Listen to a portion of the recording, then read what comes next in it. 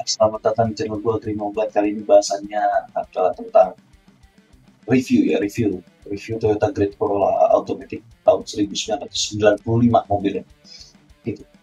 Toyota Corolla.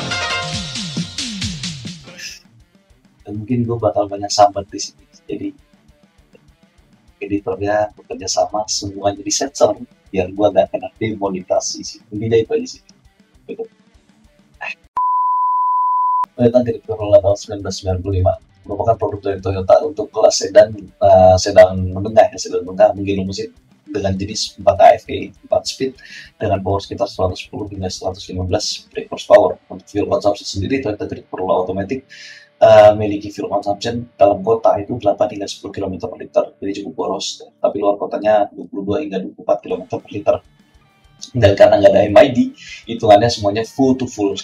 Jadi gitu. Nah, untuk editor mungkin bisa ya dicek di tampilin set spesifikasi lengkap dari Great Corolla ya, Automatic yang 4 speed.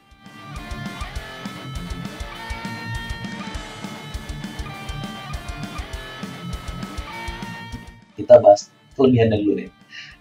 Kelebihan dari Toyota Great Corolla ini, nomor satu, Toyota Great Corolla Automatic ini walaupun tua tapi memiliki kabin yang cukup kedap sebetulnya. Ya, apabila memang karet dan interior mobil cukup baik ya tentunya, dan ini memang lebih kedap rasanya daripada Avanza ataupun Scenic yang baru. Ini ingat ya, lebih kedap kalau masih bener, kalau karet-karetnya belum lintas gitu. Terus yang kedua, handling dari Toyota Great Corolla sendiri memang cukup baik ya, bahkan di kecepatan tinggi dikarenakan memang mobil ini tergolong ringan ya kan. Terus wheelbase-nya juga nggak panjang-panjang amat, biasa aja sih, menurutku malah pendek ya. Di editornya udah dikasih wheelbase sekian ya, kayak gitu ya. Terus top speed mobil ini juga sebenarnya gampang ya buat mencapai kecepatan 200 km per jam on GPS, karena mungkin mobil dulu ya, jadi nggak ada limitasi kecepatan ya. Tapi memang fuel consumption-nya juga kalau lu bawa gitu ya, kayak di cruising di 120 km per jam, 120 sampai 140 km per jam on GPS juga dia jadi irit gitu, sekitar 22 hingga 24 km per liter. Alasannya karena yang Matic ini final gearnya kecil, rasionya itu kecil dibandingkan yang manual gitu. Jadi walaupun gearboxnya itu lebih kecil ya, lebih sedikit di 4, yang manual itu ada 5 gitu, tapi final dihitung secara rasio yang Matic ini jadi lebih panjang nafasnya juga. Nah, nomor 4 gitu ya, badan juga nggak kerasa kental sebetulnya kalau bawa mobil ini, kayak perjalanan 500 km non-stop gitu kan.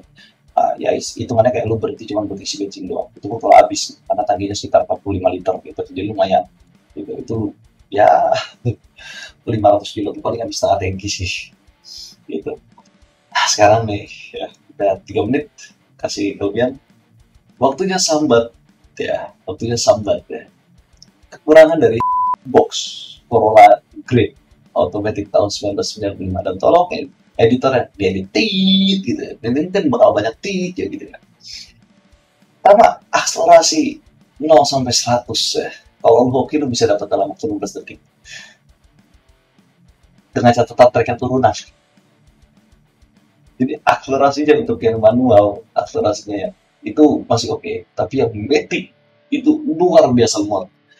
Gitu ya. Karena itu tadi, kalau yang manual tuh gearnya lebih rapat ya, asli itu lebih rapat dibandingkan yang Matic.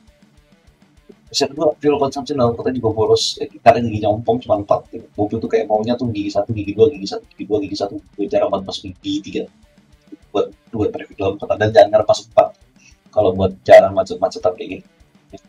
Yang ketiga mungkin faktor umur ya, karena juga udah tua ya, jadi banyak kabel-kabel, karet-karet yang udah mulai ketas yang harus diperbaiki gitu. Jadi perlu peremajaan box ini ya, itu gak murah. Peremajaan itu gak murah, bahkan bisa melebihi harga bekasnya dari Great Corolla itu sendiri yang otomatis ya, terutama.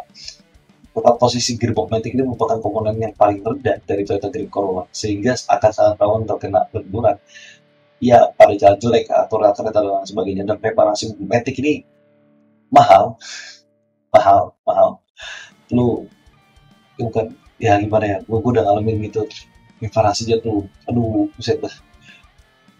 Jadi gue ada cerita sedikit sih ya, mobil gue dulu pernah kejepit batu ya, gue gak tahu sebenarnya. Jadi waktu reparasi itu gue juga dulu ditransfer sisa buka gue tambahan gitu, ditambah. Tapi aslinya tuh habis lumayan, habis itu 40 juta lebih.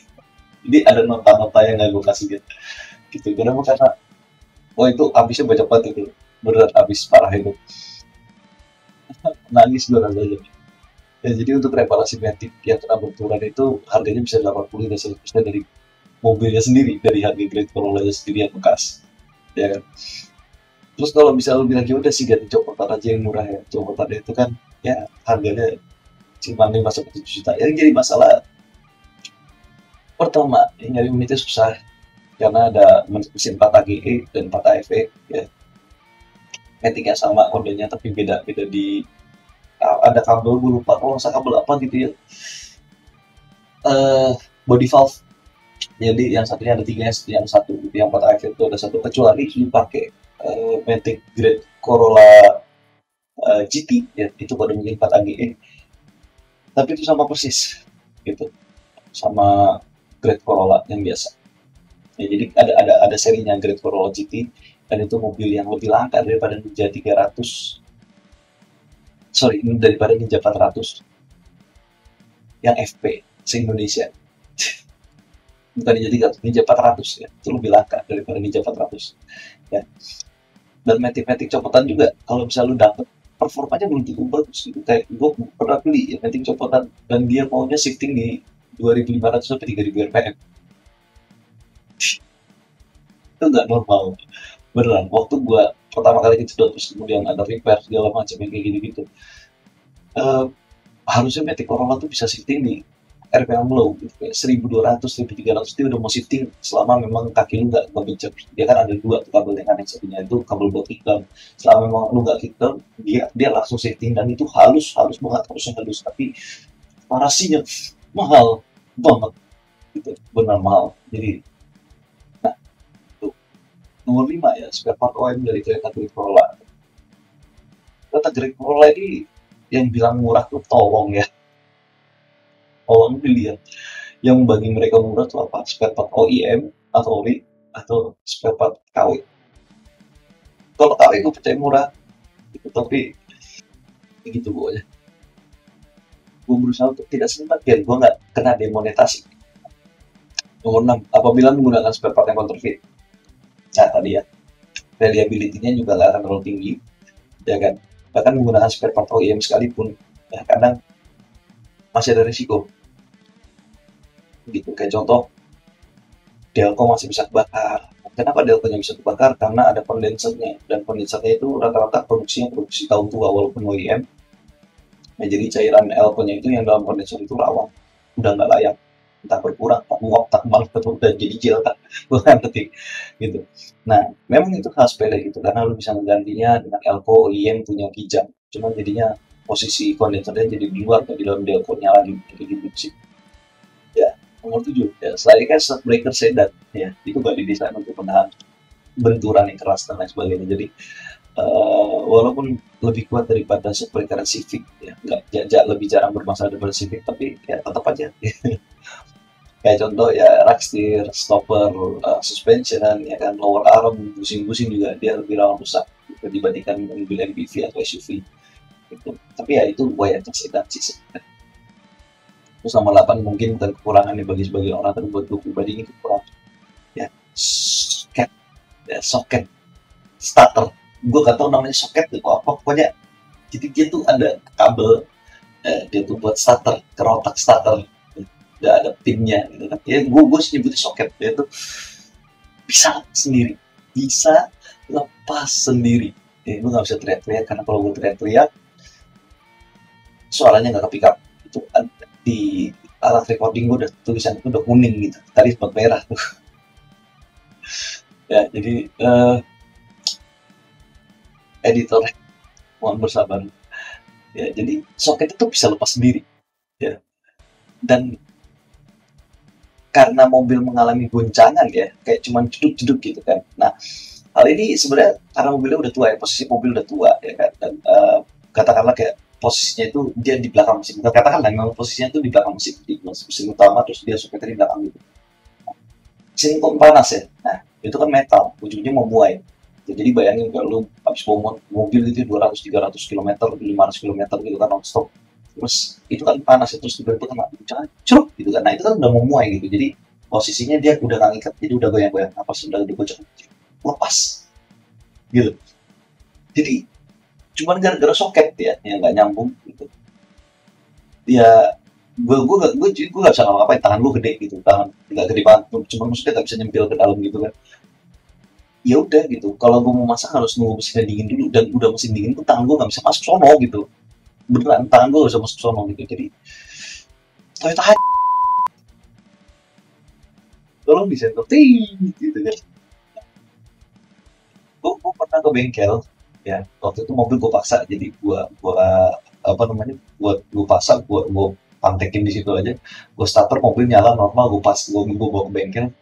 Gue ke bengkel cuma minta pasang pin rotak starter, diketawain sama orang bengkel. Oke, emang gue gak bisa pasang ya, gue dari kolong nggak bisa, dari atas nggak bisa, segala macam nggak bisa gitu ya. Ya gimana ya, mobil tua sih ya, gitu macet dulu. Terus yang terakhir ya, harga interior ya, Toyota Grand Corolla yang OEM ini mahal ya, bahkan lebih mahal dari kulit-kulit interior mobil-mobil yang lebih muda gitu ya, kayak Pajero Sport ya, tahun 2009 2010 gitu. Dia lebih murah yang Pajero Sport daripada yang Grand Corolla gitu. Nah, penutup, Toyota Grand Corolla ini mungkin bagi sebagian orang atau sebagian forum dianggap sebagai mobil yang bisa dijadikan pilihan ya, dengan budget terbatas. Sayangnya orang-orang yang masih apa ya, yang masih beranggapan seperti itu biasanya sih ya nggak pakai mobil buat harian atau kendaraan utama gitu kan. Nah, buat orang-orang yang masih pakai mobil buat jadi kendaraan utama gitu, gue lebih menyarankan LCGC yang baru, walaupun belinya bekas, maksudnya tahun muda gitu. Tapi memang benar, kalau misalnya soal nyaman ya seperti jelas LCGC nggak bisa lebih nyaman daripada Great Corolla. Terus kelas Avanza Xenia pun juga lebih nyaman pakai Great Corolla. Atau bukan, jangan kan Avanza Xenia ya. Gue pribadi ya, kalau gue pribadi, gue nyetir itu lebih nyaman pakai Grand Corolla daripada gue harus nyetir pakai Innova Rimbo, R3, Pajero Sport atau Fortuner. Jadi R3 itu masih, Grand Corolla itu masih go-to-nya gue untuk kenyamanan, apalagi nyetir jarak jauh. Cuma kalau kita pikirin soal biaya perawatan, udah kan LCGC jauh lebih logis gitu kan. Dan mobil ini sebenarnya cocok memang buat hobi ya, buat orang-orang yang hobi gitu, yang punya waktu untuk merawat gitu kan, segala macam ya.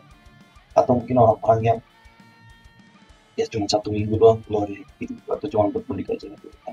Terus dan spare part sendiri ya, ya udahlah, selamat happy hunting gitu, apalagi lu carinya OEM.